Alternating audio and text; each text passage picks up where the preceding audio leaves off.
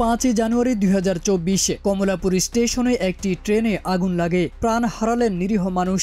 ঘটনার পরপরই তদন্ত ছাড়াই ডিবি পুলিশে জানিয়ে দিল এই হামলার পেছনে বিএনপির নেতারা জড়িত।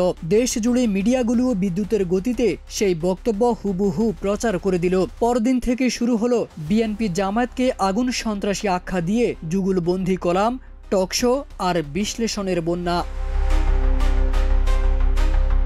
তখন বিন্দু পরিমাণ কেউ প্রশ্ন তুলল না, পুলিশে তদন্ত করার আগেই কিভাবে নিশ্চিত হলো বিএনপি জামাতই আগুন দিয়েছে। কেউ বলল না ট্রেন বা ট্রেনের যাত্রীদের সাথে রাজনীতি জড়ানোর যুক্তিটাই বা কোথায়।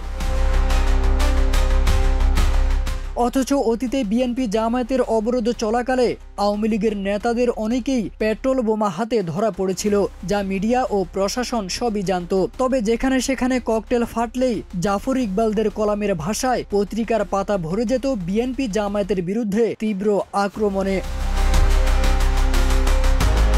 5 আগস্টে শেখ হাসিনা দেশ ত্যাগের পর দেশ জুড়ে হঠাৎই স্বীকারোক্তির ঢল নামে। আমরা স্বৈরাচারের জাঁতাকলে পড়ে বিএনপি জামায়াতের বিরুদ্ধে লিখতাম, না লিখলে হাসিনা ক্ষুব্ধ হতেন। কিন্তু প্রশ্ন থেকে যায়, পরিবেশ কি সত্যিই বদলেছে? গত কয়েকদিনে আওয়ামী লীগে প্রকাশ্যে জঙ্গি কায়দায় শত শত গাড়ি জ্বালিয়ে দিয়েছে এমন অভিযোগ উঠেছে। পুড়ে গেছে মানুষের শেষ সম্বল, হয়েছেন নিহত এবং দগ্ধ। কিন্তু অবাক করার মতো বিষয় হলো আওয়ামী লীগের ফেসবুক পেজে থেকেই এইসব দায় স্বীকার করে তারা উল্লাস করছে।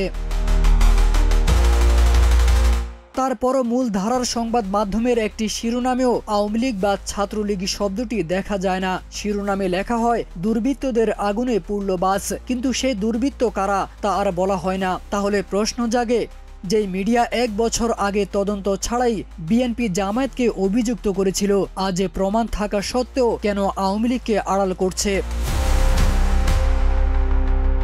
তারেক আজিজ খান, প্রজন্ম 24।